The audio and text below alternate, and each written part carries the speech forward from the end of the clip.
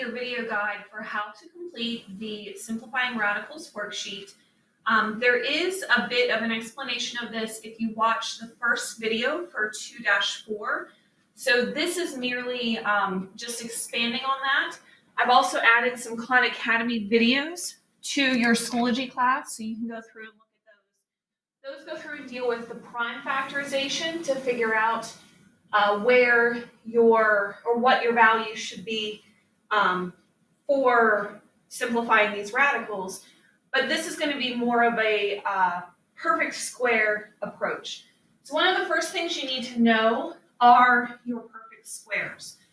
Typically, I look at the perfect squares from 1 squared up to 200 squared. However, we probably won't have to go quite that far. And I'm actually going to be focusing on the evens. So I'm going to use this odd space over here to write down the perfect squares. So whenever I'm talking about perfect squares, I'm talking about the numbers that appear on the right-hand side of the equal sign. So your perfect squares are going to be 1, 4, 9, 16, 25, 36, 49, 64, 81. Scroll a little bit here so we can get 10 in there. That's 100. Then 11 squared is 121. 12 squared is 144. 13 squared is 169. 14 squared is 196. 15 squared is 225.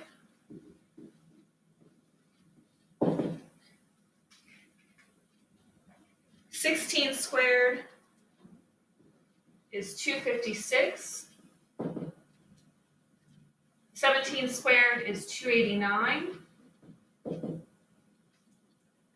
18 squared is 324.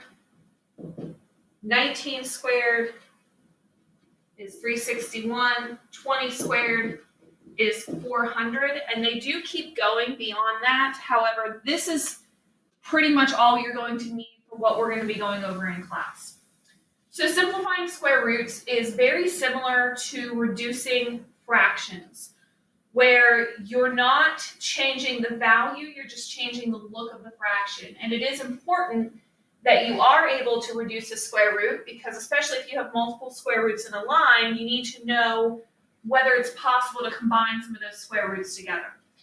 So if we look at number 2, 294. The easiest way to go about this would be list all the factors of your term that you have. You want to find the one that is the greatest perfect square. So again, the perfect squares are what I highlighted. The number on the left-hand side of the equal sign, that is the number that you square to get the perfect square on the right. When you take the square root of the number on the right, you get the base number on the left.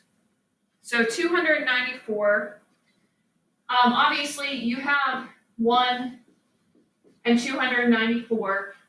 You can basically skip the 1, because if 1 is your greatest perfect square, you can't actually do anything else with this. So 294 divided by 2 gives me 147. Divided by 3 gives me 98. Divided by 4, that gives me a decimal, so that is not going to be one of the factors. It does not divide by 5. 294 divided by 6 is 49. 7 is 42. 8 gives me a decimal. 9 gives me a decimal. 10 does not divide. 11 does not divide. 12 gives me a decimal. 13 gives me a decimal. 14 gives me 21. 15 does not divide. 16 gives me a decimal. 17 gives me a decimal. And if I go up to 18, that gives me a decimal, and I get a number that's smaller than what I plugged in. Because if I do 294 divided by 18, I get 16 point something. So when your columns start to swap, you know you've reached all of your factors. So if we go through and look at these numbers, the ones that are on the list that I highlighted in yellow are 1, obviously, and then 49. Well, the greatest of those is going to be 49. So one of the rules of square roots is that you can rewrite them as the product of their factors.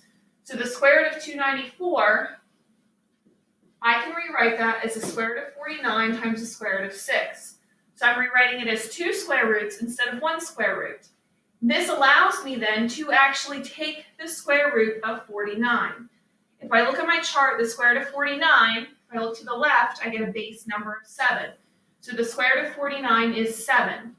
We cannot take the square root of 6, so it stays inside of the radical. And that would be your solution. I'm going to skip number 4 and go down to number 6. So again, I'm going to skip 1 and 108. 108 does divide by 2, so I get 2 and 54. 3 and 36. 4 and 27. 5 does not divide. 6, I get 18. 7 does not divide, gives me a decimal. 8 gives me a decimal. 9 gives me 12. 10 does not divide. 11 does not divide. And then if I go back up to 12, I get 9, and I already have 9 and 12. So these are all the factors for 108. The ones that are perfect squares are 4, 9, and 36. Well, the greatest pair is going to be your 3 and 36. 36 is the greatest perfect square factor. 9 and 4 are perfect square factors, but they're not the greatest perfect square factor. So I'm going to rewrite the 108 as 36 times 3. The square root of 36 then is 6, so this would be 6 times the square root of 3. If you haven't already copied down these perfect squares, I would copy them down somewhere, maybe in a notebook where you can easily reference them so you don't have to keep coming back to this video to see what those are. Let's look at number 12. This is one where you have a number times your square root.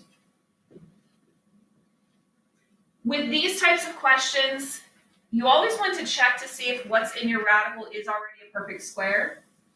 So like 400, well, that's on my list. I know 400 is 20 squared, so I don't have to worry about making a list of factors. I can actually just go through and take the square root of 400, which is 20. So this is really 5 times 20, because it's 5 times whatever the square root was. 5 times 20 gives me 100, and that would be my solution there.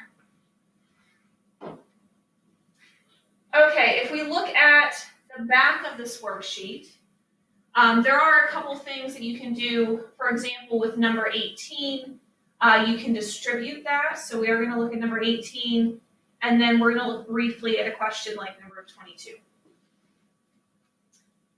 So number 18, we would distribute. When you distribute, you multiply inside terms by inside and outside by outside.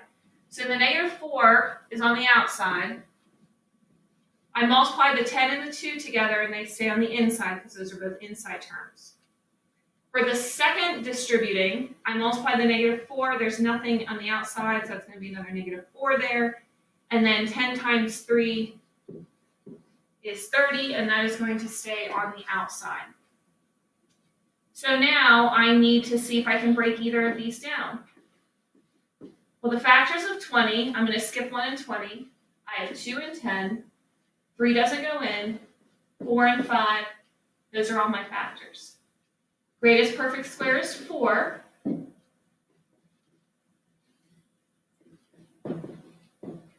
that's going to be negative 4 times the square root of 4 times the square root of 5. For 30, factors are, of course, 1 and 30, 2 and 15, 3 and 10, 5 and 6,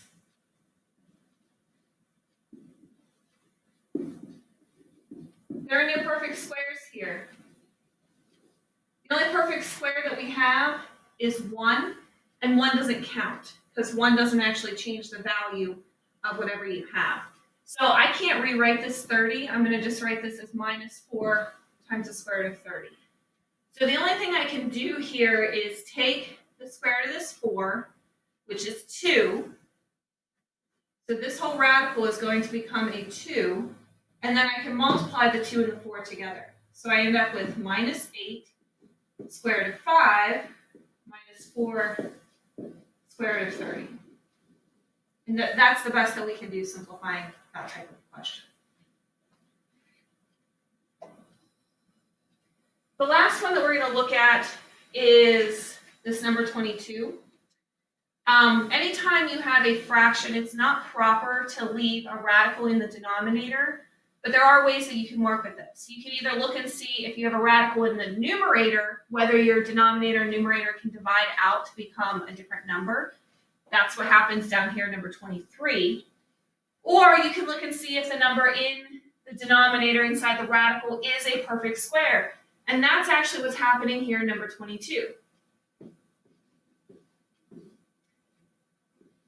So I have a square root of 25 in the bottom. Typically, we can't leave that in our answer. However, the square root of 25 is 5. And I can pull that out of the square root.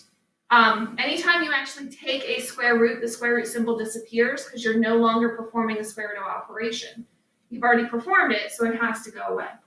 So the square root of 2 over 4 times the square root of 25 is square root of 2 over 4 times 5, which is the square root of 2 over 20.